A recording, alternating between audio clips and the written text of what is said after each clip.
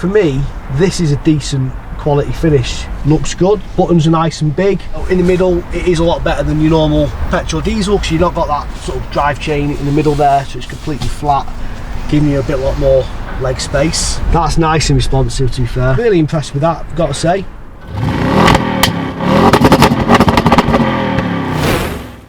So welcome to part 2 of the review on the MG ZS Electric. In this part of the video we're going to be talking about the interior of the vehicle, hence I'm sitting inside the car. If you've not seen part 1, which is all about the exterior, go up there and check that out before you watch this one. Might make a bit more sense, up to you. So we'll start off in the back and just look at the leg room. It seems pretty decent, to be fair. Seats at a reasonable length in the front, so it's not pulled right forwards. I've got plenty of leg room there, plenty of height.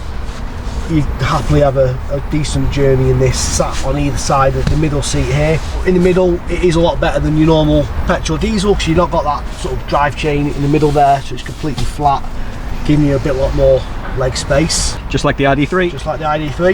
You've got these little pockets here in the front of the back of the seat there for you to put all your whatever you want to put in there. I don't know what you would put in there, but you could put something, a notebook in there. Yeah, a little bit disappointing. Only one USB charging socket in the back. You know, this is obviously aimed at, I would say, the family car. So if you've got 2 kids and you're going on a bit of a journey and they want to plug in their devices, they're going to be fighting over who gets the charging socket. And that's my only gripe from the interior. Isofix by the looks of it as well. So yeah, quite a nice place to be sat in the back here. And obviously you've got this panoramic glass sunroof. So not on today because it is grey and miserable, but any other day you're getting lots of sunlight, natural light into the car through that pan roof there. So very nice. Let's move into the front. Okay, so moving into the front for the drivers, let's just take a quick minute to look around the cockpit. Firstly, storage. You've got 2 cup holders right in the centre there, which can be covered up. You've got a decent-ish size storage bin there, not huge, I've got to say. Little spot for your phone right there. No wireless charging. There is a hole here, if you can see that up at the top here, Connor. A hole there. So in theory you could get a wireless charging mat, stick it there, and then underneath you've got a couple of USB Type-C USB sockets there, and then there's a little storage compartment there, but I'm not sure what you'd put in there. Probably loose change, to be fair. Yeah. Glove box. Glove box. What else would I say about that? The interior finish, when we knew this car was coming, not concerned, but what we thought is it was going to be a good car. A lot of spec on it, as you've seen from the videos and you'll continue to see in part 2 of here. The finish was going to be on the cheaper side. We were wrong on that front, because for me this is a decent quality finish in this car.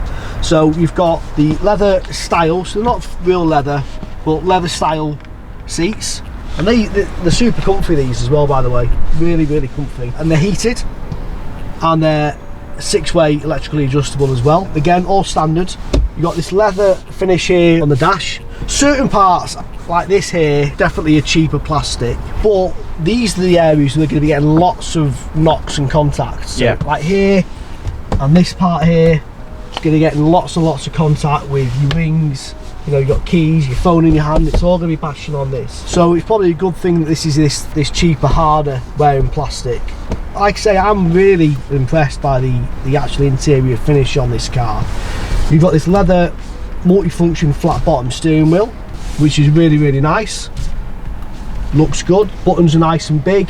A lot of people do like these physical buttons, like on the ID3 where you've got this like haptic button. I don't mind it, but a lot of people complain about them.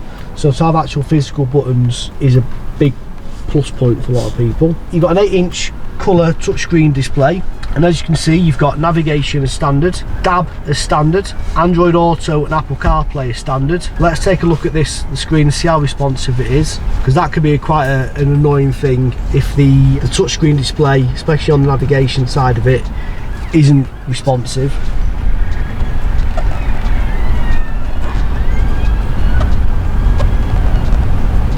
Not bad. So that feels pretty good, to be honest with you. That's nice and responsive, to be fair. I'm quite impressed with that.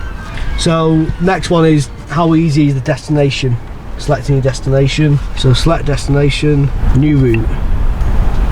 So let's try putting in one of our dealerships within our group. So Crew, see if it finds Crew Volkswagen, the dealership.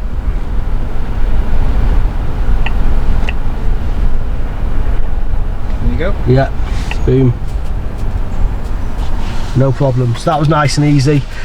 Because I think that's obviously quite a handy thing now, is that you don't want to put in the postcode. If you go into a destination, you go into a restaurant, you go into a pub or hotel, something like that, you just want to put in the name of the place you're going to and go there. So yeah, really impressed with that, got to say. So as I said before, you've got heated seats, and these are all operated by physical buttons, as is heated rear screen. A lot of people really do prefer these physical buttons as opposed to using touch screen, and I think it makes sense when it's a smaller screen like this. Like I say, this is an 8-inch colour touch screen, which is more than adequate to see, but when you're starting to then have to use that as a functionality in terms of setting the heat, putting heat seats on, things like that, it might start getting a little bit tricky. So I think that's a good thing they've got those physical buttons in there. And lastly, you can change the driving mode, so you can toggle between sport, neutral, normal, I guess, not neutral, and then economy. And interestingly, so economy now is showing 150 miles range. If I take that down to the sport mode, it drops that range to 129. So that's obviously showing what it does before, you know, on the performance of the vehicle. So I think that kind of wraps up this video. I hope you've enjoyed it. If you have, don't forget to give a like, and if you don't subscribe to the channel, do that as well. And we'll see you in the next one.